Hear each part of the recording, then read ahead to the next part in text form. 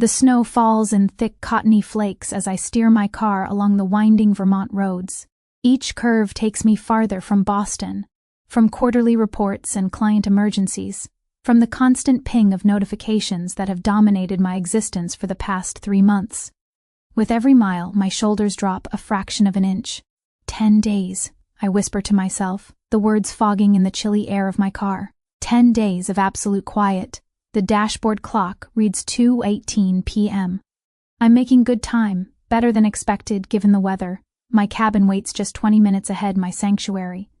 My reward for years of careful budgeting and overtime. Unlike most of my colleagues who blow their bonuses on weekend getaways to New York or designer handbags, I've always played the long game. 2 properties by 32. Not bad for a marketing manager from a middle-class background, with no inheritance to speak of. Well, no financial inheritance, the weight of responsibility that was handed down in spades. The evergreens lining the road wear heavy white coats, their branches dipping under the burden. I know that feeling. 5 years as Tessa's caretaker has taught me plenty about carrying weight. I love my sister, but Christmas has become a particular challenge. Her neediness intensifies with the holidays, her demands for attention multiplying like the twinkling lights strung across the city. This year I chose myself. 10 days of solitude. Tessa pouted when I told her my plans. But she's 26 now. She has Derek. She doesn't need me monitoring her gift list, or hosting her friends for Christmas Eve cocktails. The cabin appears around the final bend, nestled against the mountainside like a postcard scene. My grip on the steering wheel tightens when I spot not 1 but 2 vehicles in the circular driveway. Tessa's cherry red Jeep and a mud-splattered pickup truck I don't recognize. What the hell? What? My first thought is a break-in. My second is that something happened to Tessa, some emergency that drove her here. My pulse quickens as I park behind the Jeep and grab my phone, ready to call 911 if needed. The cabin windows glow with warm light. Music drifts through the walls. Not the soft jazz I left playing on my smart speaker during my last visit, but Christmas pop tunes cranked to party volume. I trudge through ankle-deep snow to the porch, key in hand, though I suspect I won't need it. When I turn the knob, the door swings open to reveal a scene so surreal I momentarily wonder if I've driven to the wrong cabin. A Christmas tree, not my tasteful pine with white lights and silver ornaments, but a massive spruce dripping with gaudy multicolored baubles dominates the corner by the fireplace. Garlands snake across every surface. Scented candles burn on the coffee table, competing aromas of cinnamon and pine creating a cloying cloud. And people, so many people, strangers sprawled across my furniture, drinking from the hand-blown crystal wine glasses I gave Tessa last Christmas. A middle-aged couple I've never met occupy my reading chair.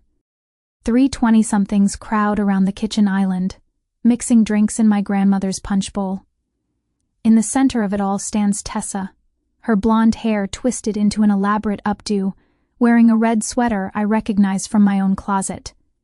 Beside her, Derek laughs with a man who shares his square jaw and receding hairline, his father, I assume. The laughter dies instantly when the door clicks shut behind me, heads swivel in my direction, glasses pause midway to lips. The Christmas music continues its cheerful assault, now an absurd soundtrack to the frozen tableau. My eyes lock on the mantelpiece where my parents' photo should be. Instead, a framed portrait of Derek's family beams back at me.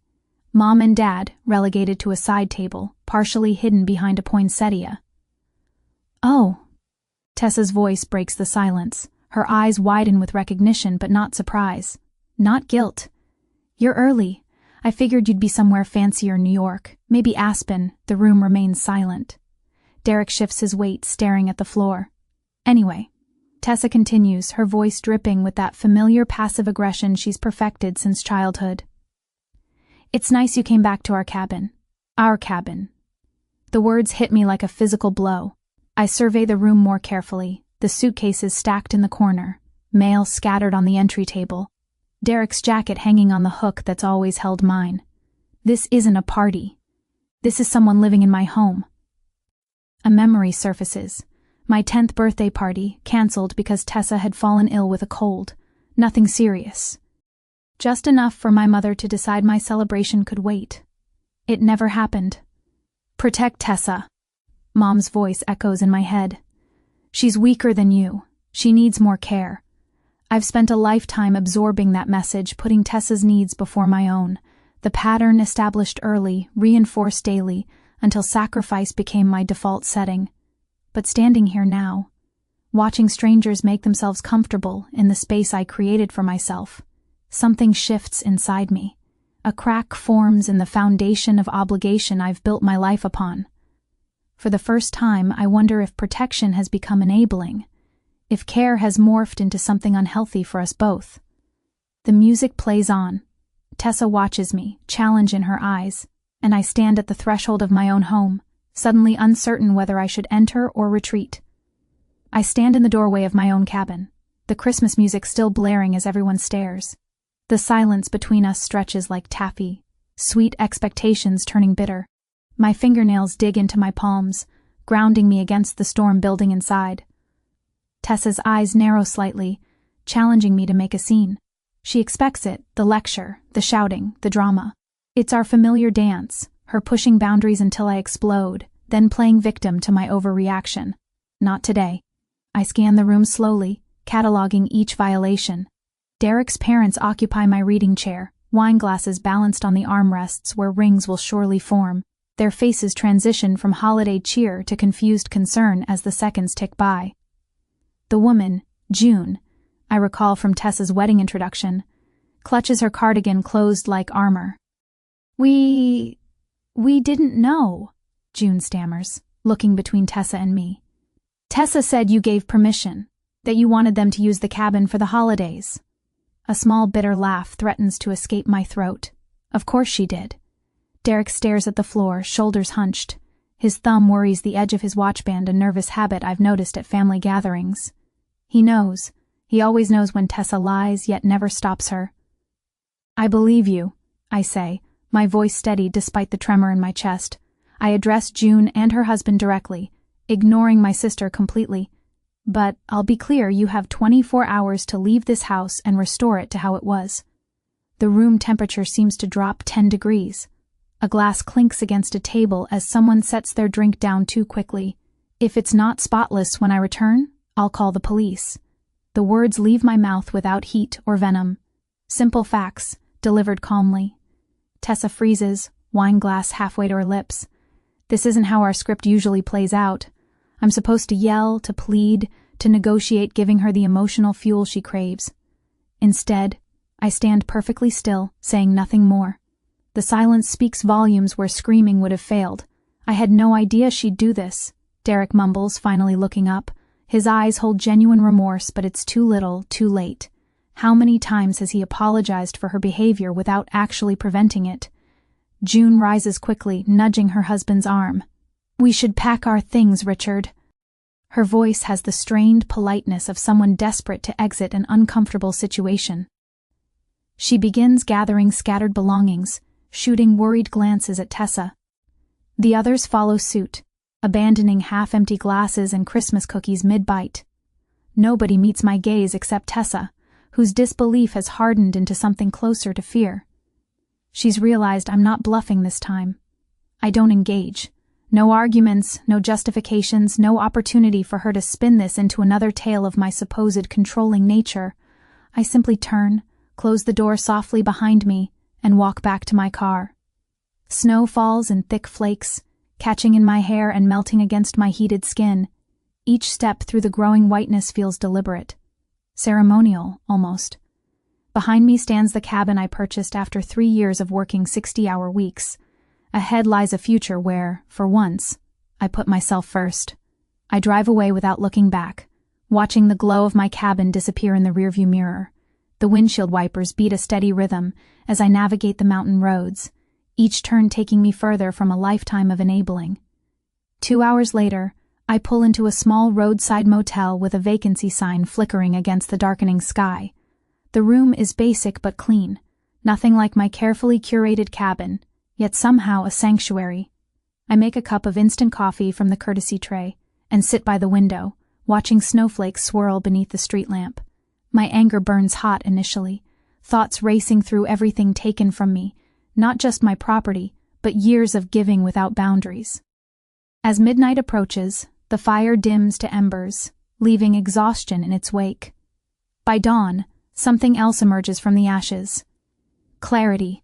This isn't about them taking my house, I whisper to my reflection in the frosted window. It's about them believing I'd never stop them. Steam from my coffee cup fogs the glass as I begin a mental inventory of all the times I've accommodated Tessa beyond reason. The apartment in Burlington, where I covered half her rent for 3 years while she found herself, the car loans I co-signed despite her spotty credit history and tendency to prioritize vacations over payments, the company reputation I leveraged to help Derek's parents secure their mortgage after their bankruptcy. The pattern emerges with painful clarity. My promise to protect Tessa, made at our parents' funeral, transformed into chains, binding us both, me to endless giving, her to endless taking. What began as responsibility morphed into something ugly and distorted. I remember the look in Tessa's eyes when she said, "Our cabin." Not gratitude, not even entitlement, but something darker, resentment. As if my help were simultaneously expected and resented, each gift a reminder of her dependence. For the first time, I see how my protection has become her prison, and my sacrifice her sentence. We're trapped in roles neither of us chose but both perpetuate. The coffee grows cold in my hands as snow continues falling, covering everything in clean white. Tomorrow I'll return to the cabin, unsure whether they'll have complied or escalated, but regardless of what awaits, something fundamental has shifted. The chain is broken. Whether Tessa recognizes it yet or not, everything has changed. Next day, my phone buzzes on the nightstand, pulling me from deep sleep. I squint at the screen, the morning light filtering through cabin windows making it hard to read the text from Tessa. "We left. The cabin's cleaned. I'm sorry." I sit up, fully awake now. The cabin feels different, quieter, emptier. I slip into my robe and venture into the living room, bracing for the aftermath of Hurricane Tessa. What I find instead stops me in my tracks. The cabin gleams with cleanliness, not a cushion out of place, not a speck of dust on the coffee table. Even the kitchen counters shine like they've been polished repeatedly. The Christmas decorations Tessa and Derek's family had strewn everywhere gone. The gaudy tree vanished. Above the fireplace, my parents' photo has been restored to its rightful place. I walk closer, noticing how perfectly centered it is, as if measured with a ruler. The glass has been cleaned so thoroughly it almost disappears. I wander from room to room, finding each one returned to pristine condition. The stillness feels almost supernatural, as if nothing happened here, as if the invasion never took place. The only evidence of their presence is this uncanny perfection, this overcorrection that speaks of guilt. Later that evening, I build a fire in the hearth and open a bottle of Cabernet I'd been saving for a special occasion. This feels like one. I settle into my favorite chair and raise my glass to the empty room. "To boundaries," I whisper. The flames dance in the fireplace, casting warm light across the living room. My living room. For the first time in years, I'm experiencing a holiday without the weight of obligation pressing down on my shoulders, without the gnawing guilt that accompanies every moment I claim for myself. This peace feels like victory. I savor the wine, letting it linger on my tongue. Something deeper than temporary satisfaction takes root inside me. This isn't just about winning a single battle with Tessa. This is about reclaiming my life. The next few days unfold in quiet reflection. I analyze the pattern that's defined our relationship since our parents died. Each morning, I sit by the window with coffee, watching snow fall on the pines, while mentally cataloging every instance I enabled Tessa's dependency. The discounted rent on her apartment. My justification had been that she needed help getting started. The monthly payments on her Jeep Compass. I convinced myself it was safer than her old car. The credit card with my name as guarantor. Just until she established good credit, I told myself. With distance and clarity, I see now how my compassion without boundaries created entitlement. Each act of generosity became not a gift, but an expectation. Each sacrifice on my part reinforced the idea that her needs trumped mine. A plan forms in my mind, methodical and necessary. Not revenge. I take no pleasure in what must happen next. but a systematic dismantling of the unhealthy structures I helped build. I open my laptop and begin the process. First, an email to Tessa's property manager terminating the arrangement where I subsidize her rent. Next, a call to the auto loan company, canceling automatic payments on the Jeep. I draft formal letters ending my financial guarantees on her credit cards and utilities. My correspondence remains professional and detached. No emotional outbursts, no recriminations. Just clear statements of fact. Effective immediately, I will no longer be responsible for these obligations. 3 days later, the first consequence arrives in my inbox. The subject line reads, "Tessa Miller is behind on rent." My finger hovers over the delete button. Old habits whisper that I should intervene, make it right, protect Tessa from consequences. Instead, I type, "Follow the lease, send the 14-day non-payment notice." I pause before adding, "File eviction if necessary, no exceptions."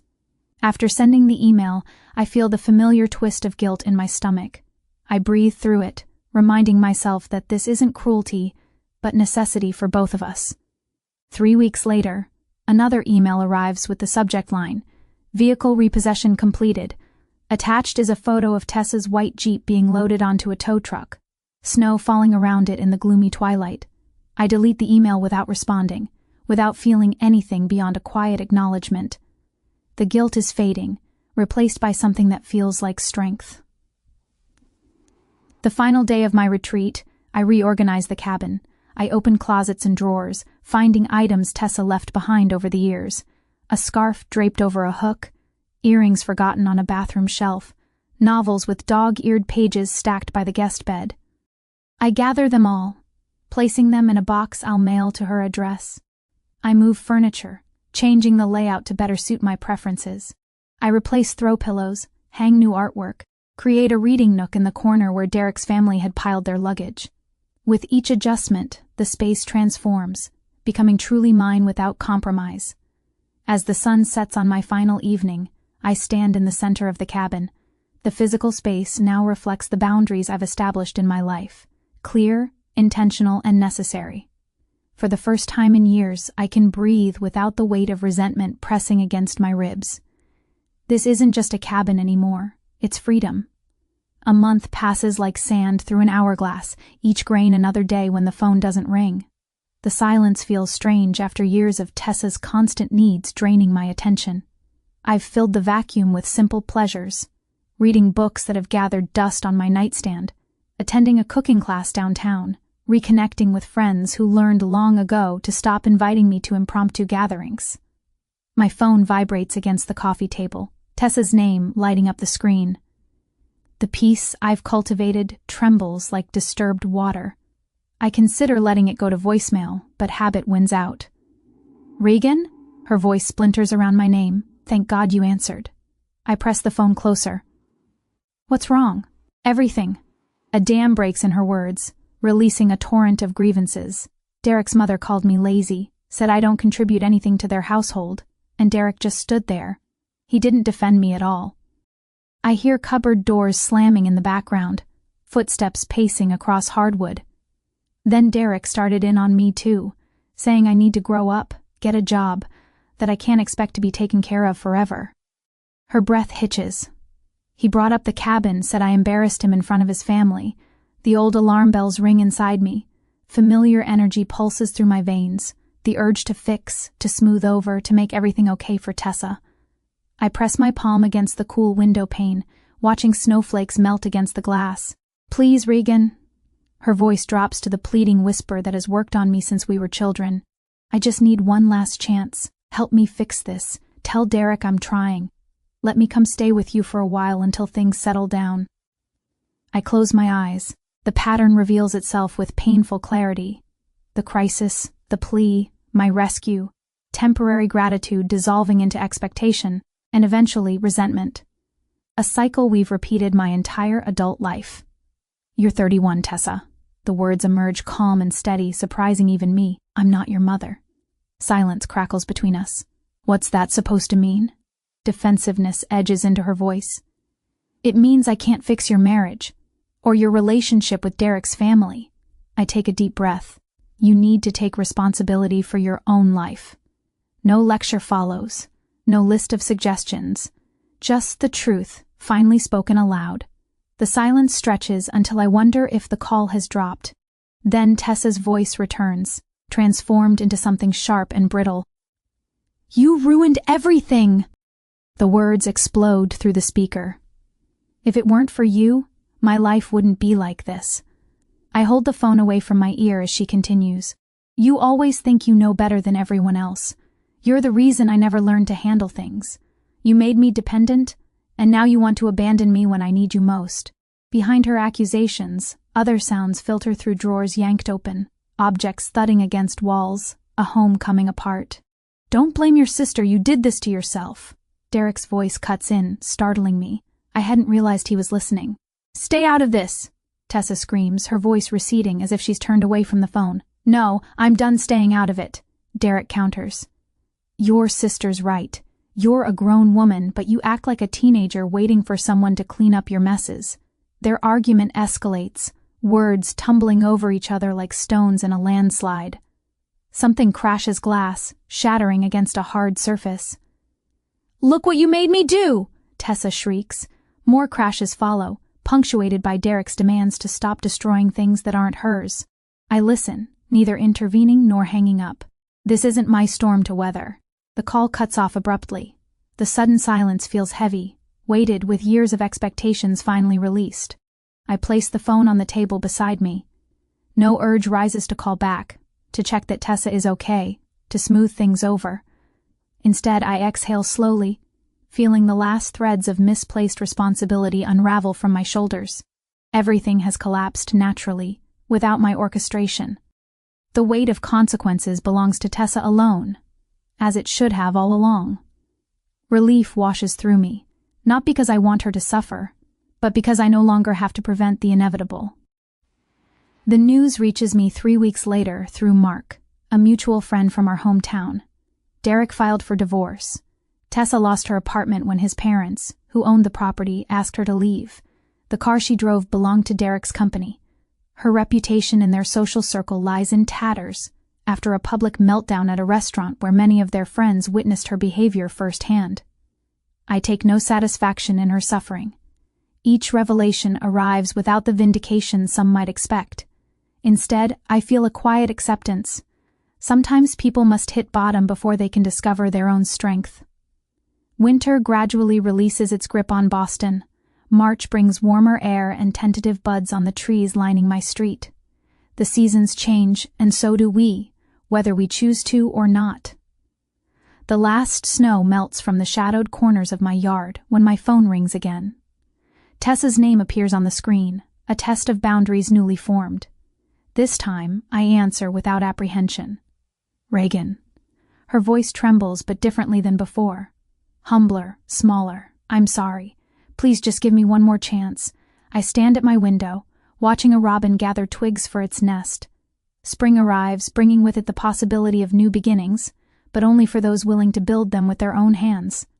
"I'm listening," I say, and I mean it.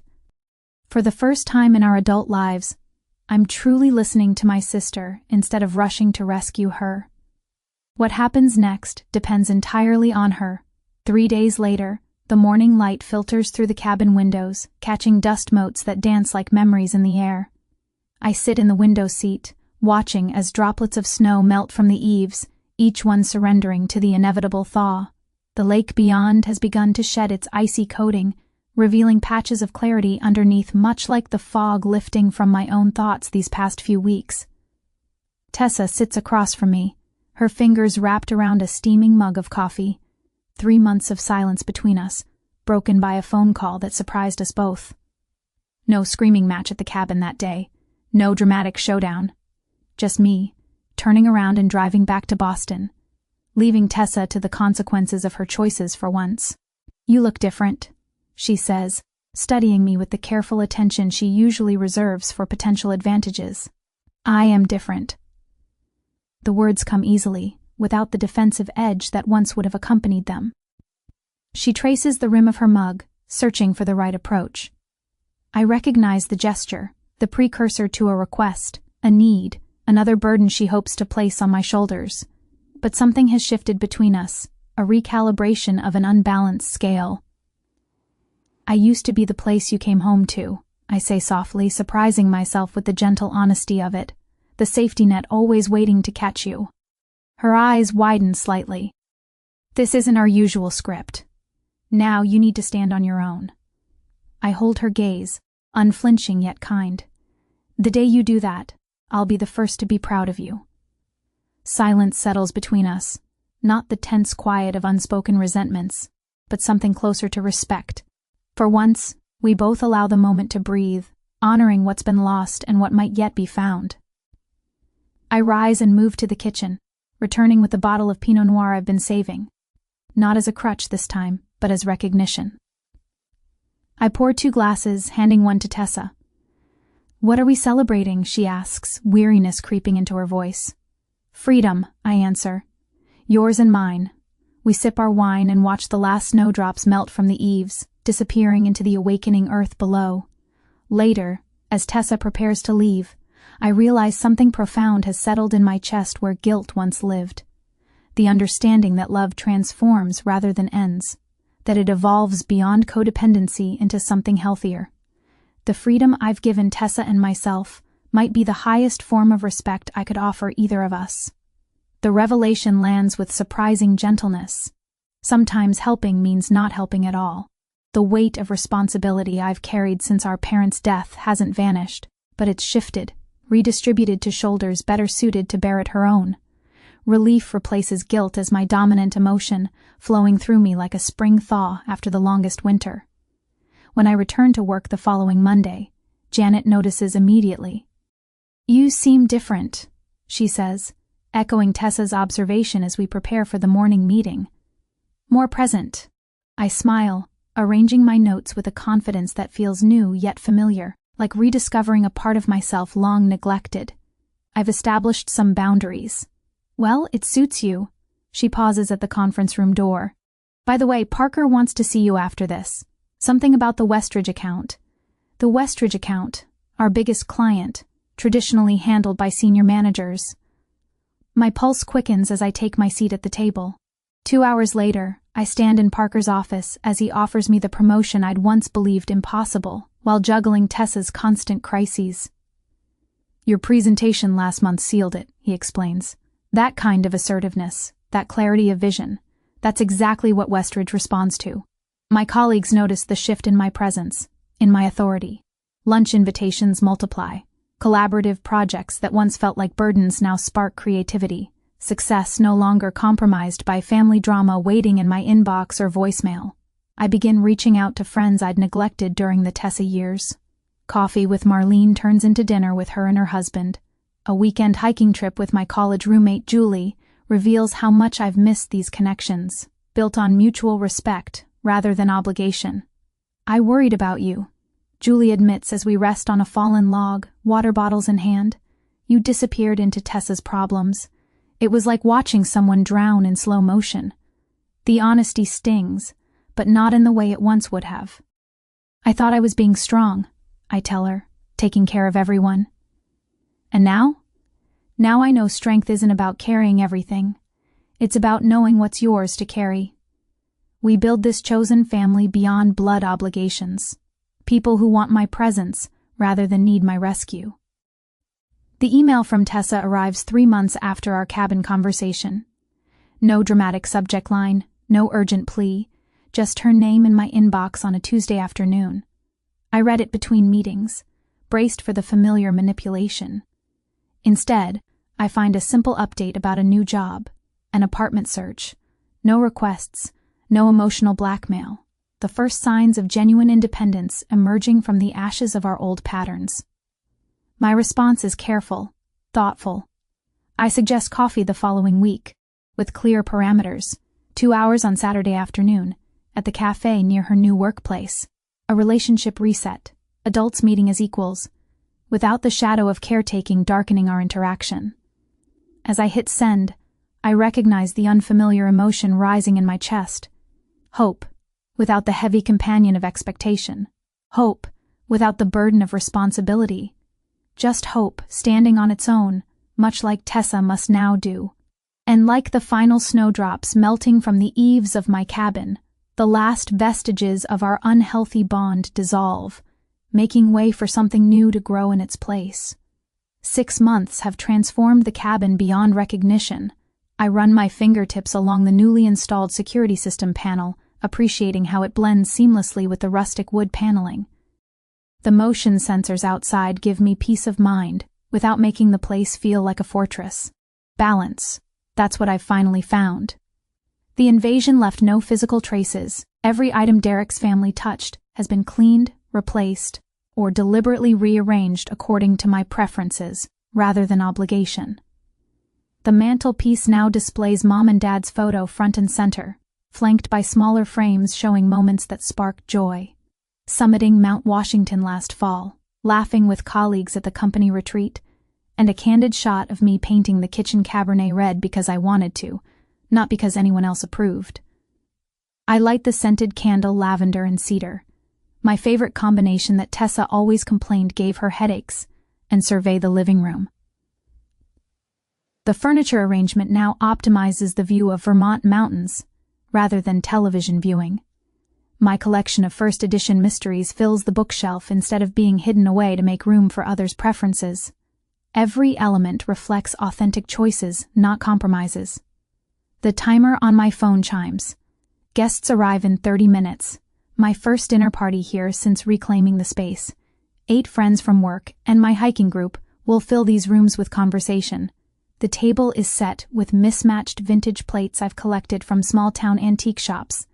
Another choice that would have horrified Tessa's sense of proper entertaining. Later, my cabin hums with laughter. Wine glasses clink as Lauren raises a toast. To Reagan, she says, her voice warm with sincerity, who reminds us all of the importance of boundaries, courage, and chosen family. 8 glasses rise in unison. The approval in their eyes doesn't feel like pressure. It feels like recognition. These relationships demand nothing but authenticity. Marcus, our company's creative director, leans back in his chair. My roommate tried reorganizing my record collection by color instead of artists last week, nearly filed for divorce. Everyone laughs, including me. 6 months ago, a comment about problematic roommates would have triggered a spiral of anxiety, memories of Tessa's invasion flooding back. Tonight, it's just a joke among friends. Same situation, completely different emotional response. After dessert, while everyone gravitates toward the fireplace with fresh drinks, I slip away to the kitchen, breathing space, another boundary I've learned to create without apology. Through the doorway, I watch them laughing, existing comfortably in my space without consuming it. The contrast with Derek's family sprawled possessively across these same rooms couldn't be more stark. The next morning, with the cabin quiet again, I open my leather-bound journal on the sunlit deck. The spring air carries hints of pine and possibility. I write, "Love doesn't require sacrifice of self. The greatest gift I've given myself is permission to exist fully, without apology or compression. I am not defined by being Tessa's bigger sister, by carrying everyone's emotional weight, by making myself smaller so others feel bigger." The pen moves easily across the page, recording this truth I've finally embraced. For decades, responsibility meant abandoning my needs for others. Therapy has reframed this entirely, showing me that true responsibility begins with self-care, extends to boundaries, and only then reaches toward others. The cabin phone rings. I answer without checking caller ID, another sign of progress. "Reagan? It's Dr. Norris confirming next Tuesday." "Looking forward to it," I reply, genuinely meaning it. Weekly therapy has become sacred time, rather than a shameful secret. We've unpacked family patterns going back generations, the martyr complex passed from my grandmother to my mother to me, the way Tessa learned helplessness as her role in our family drama. Work has flourished without emotional distractions. Last month's promotion came partly because I stopped volunteering for every crisis project, focusing instead on quality contributions within reasonable hours. Saying no created space for deeper yes. New friendships have replaced the draining connections that once filled my calendar. Quality over quantity, Another lesson hard won. Each relationship now stands on bedrock of mutual respect, rather than obligations shifting sand. 2 weeks later, in the break room at work, Kelly, a junior marketing associate, approaches me cautiously. "Do you have a minute?" she asks, clutching her coffee mug like a shield. We sit at the small table by the window. She explains her situation, parents insisting on weekly Sunday dinners, despite her partner feeling increasingly unwelcome, the guilt crushing her each time she considers declining.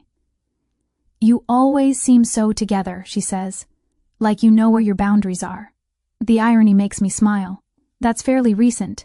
6 months ago I found my sister living in my vacation home without permission. Kelly's eyes widen.